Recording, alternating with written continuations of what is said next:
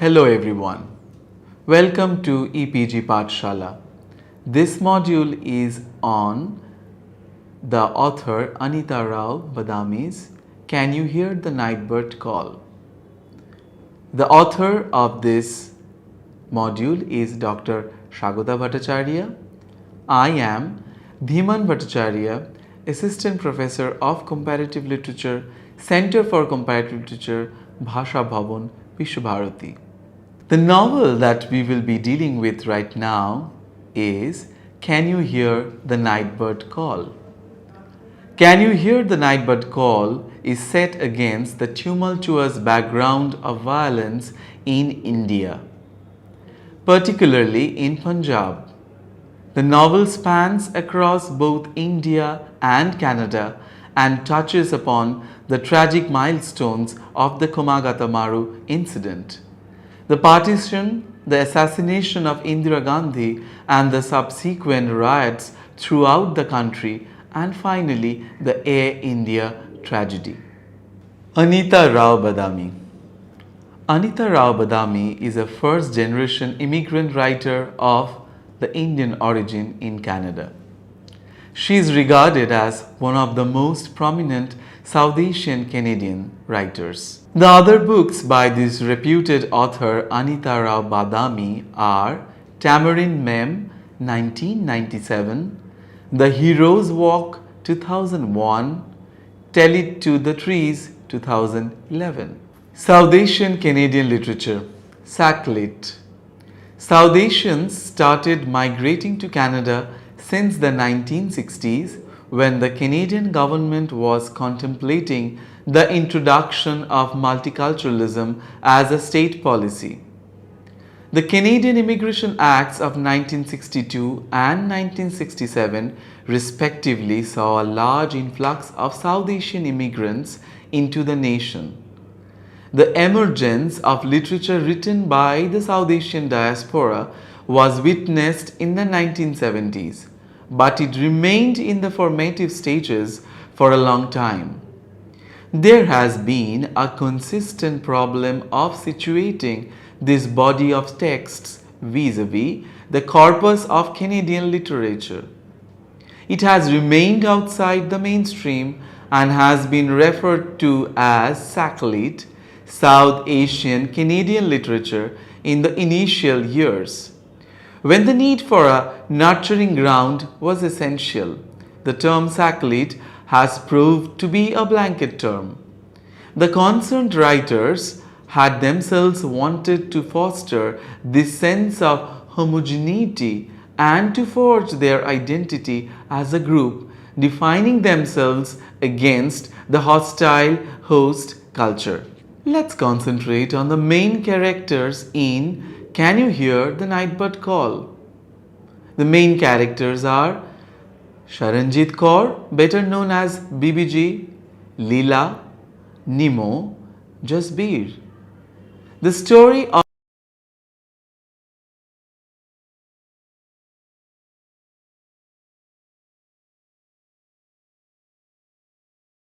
BBG merges with the lives of two other women, Leela and Nemo. Leela is BBG's neighbor in Canada. Leela helps BBG to get united with her niece and thus their lives converge. Nemo is BBG's niece. In the novel, BBG coaxes her and her husband Satpal to give up their son Jasbir to her. Of all the South Asian people who migrated in Canada for better opportunities, a group of people dedicated their lives in narrating the struggles of their own people in their cultural works. Depending on the generic configurations, we have authors, we have writers, we have playwrights who have contributed in their own way, especially from the South Asian origins, to talk about their situation in Canada. Anita Rao Badami is one of those leading writers in Canada who documented the various efforts of her community in trying to adopt this new homeland. History being one of the major regulating factors that determined the new adopted homeland, there are several incidents in India that has been reflected in the structure of the novel. In the characterization also, we find various efforts on the part of the author to portray their reality of actually having this dual existence or cohabiting both the places at the same time, that is, the adopted homeland and the land that they left behind. BBG. Saranjit Kaur, better known as BBG, is the central character of the novel. Though born in a poor family, she was determined to take her destiny in her own hands and find success in life. Her father was haunted by a dream of stepping into the soil of Canada. Regarded as a worthless man by his family, the poor Harjot Singh had little idea how the infectious dream of settling foot on the Canadian soil has affected his little daughter since she was a mere baby. Defiant and resolute, Sharanjit lost no time in grabbing the opportunity when it came. It was a marriage alliance bought for her elder sister in which she saw the golden opportunity of realizing her dream. BBG was haunted by a curse, her inability to bear a child. Years later, when she happened to meet her niece Nimmo by chance, she coaxed her into giving up her son Jasbir to her. With the adoption of Jasbir, her only unrealized dream now became realized and she considered herself to be complete. Little had she dreamt that this step would eventually lead her to a tremendous shock and a lifelong grief. Leela. Leela is BBG's neighbor in Vancouver, a fellow immigrant who had migrated from India to Canada. Born of a German mother and a Hindu father, Leela had considered her existence in Bangalore as an uncomfortable one. Her white skin, a gift from her pale German mother, was the prime deterrent in her way of finding herself one with the Hindu family on her father's side. Unable to continue as an outsider, Leela had thought it prudent to break away by getting married. After her mother's death, she persuaded her husband Balu to migrate to Canada, where she hoped to be accepted warmly. It was the age of Trudeau's policy of multiculturalism. Immigrants were being accepted cordially from all parts of the world. However, to Leela's dismay, the situation was not much different from that in India. Leela found herself as unacceptable in Canada as she had been in India. Nimmo. Nimmo is the 6-year-old child whose mother Kanwar Kaur disappears in the aftermath of the violence that ensued during the partition of India in 1947. She grew up knowing that she had an aunt called Sharanjit Kaur who is settled in Vancouver, Canada. Not unlike her mother, Nimmo had been subjected to poverty since her childhood and was married off to Satpal in her youth. They have children, and unlike her aunt, Nimmo found satisfaction in whatever fate gifted her. However, Satpal decides to migrate to Canada in search of a better fortune and ends up being a taxi driver. It was while taking a passenger from the airport he learned that she was the neighbor of Sharanjit Kaur, the woman who was indeed Nimmo's closest relative. Through the mediation of Leela, Saranjit meets Satpal and travels to Punjab, where she manages to coax the couple in giving up their son Jasbir to her.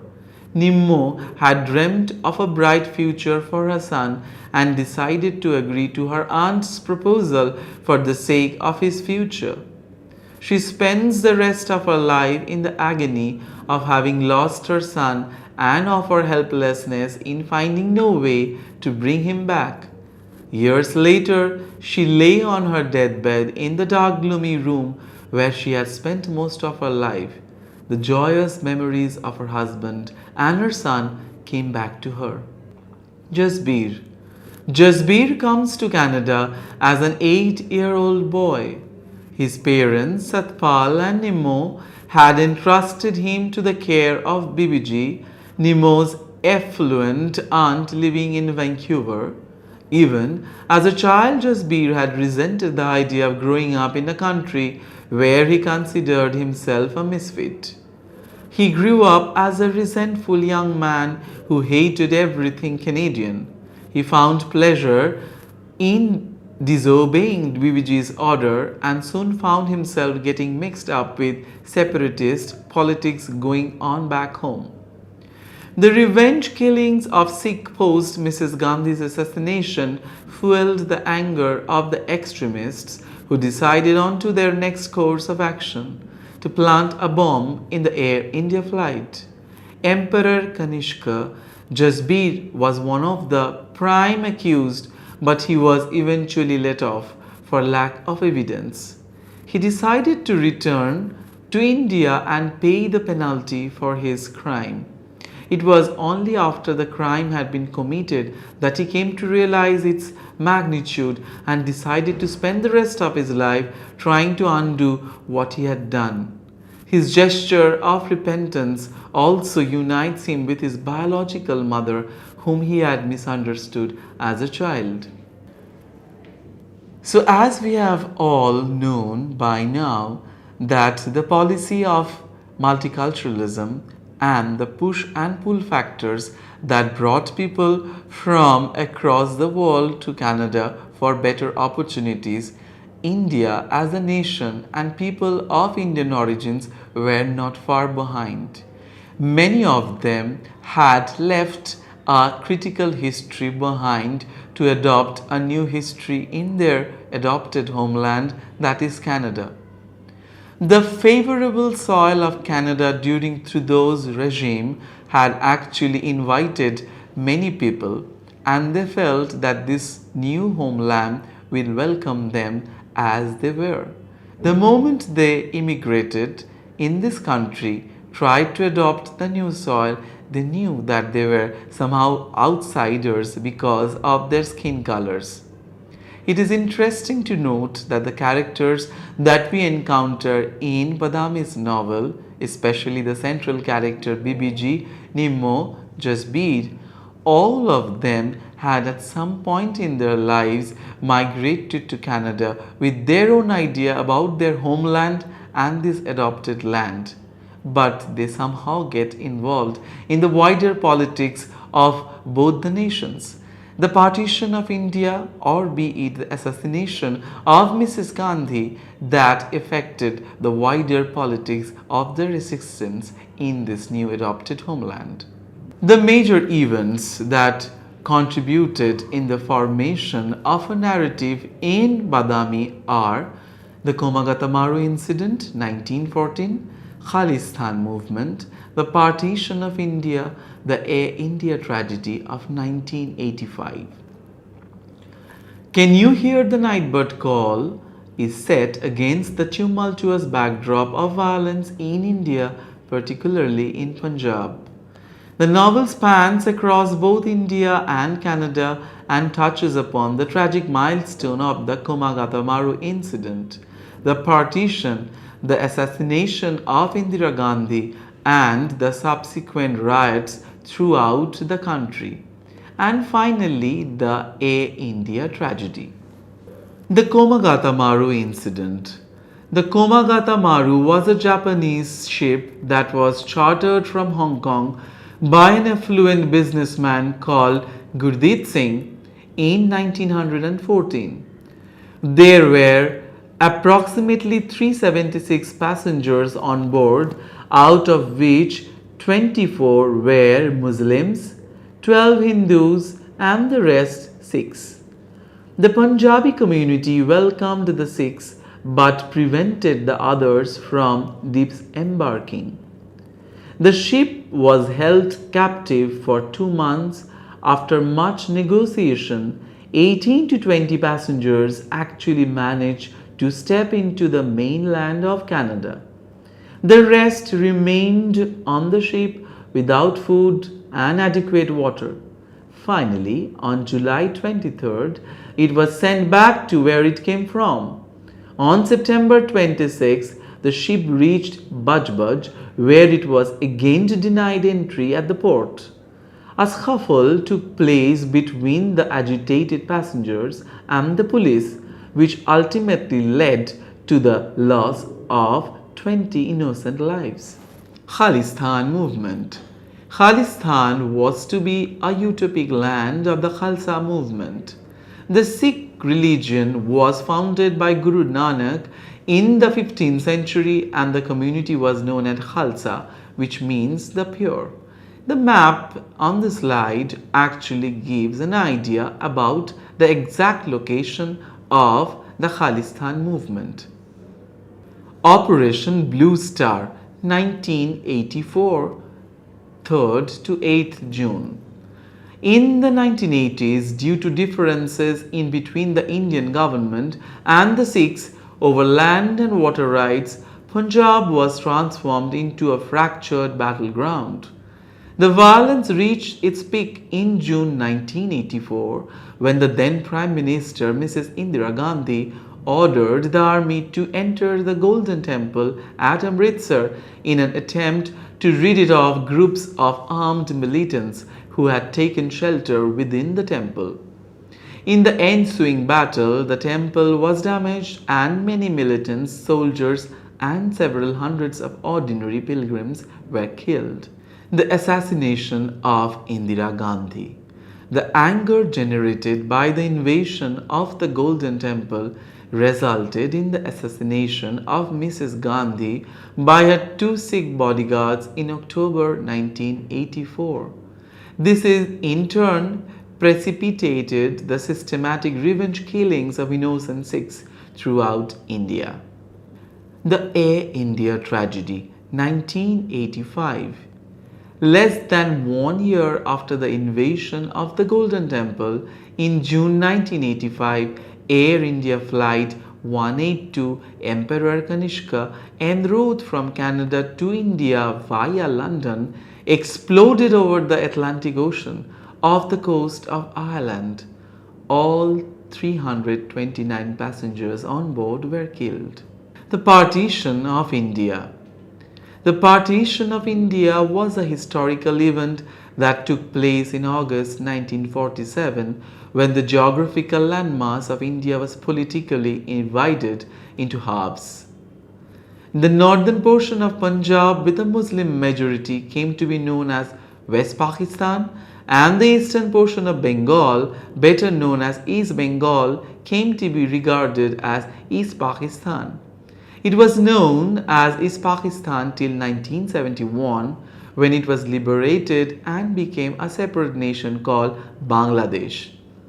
So, as we know that each literary text is in itself an event in history, subsequently, through its unveiling, it disturbs the structure of the novel or it engages with other forms of histories which is inbuilt into the structure of the novel.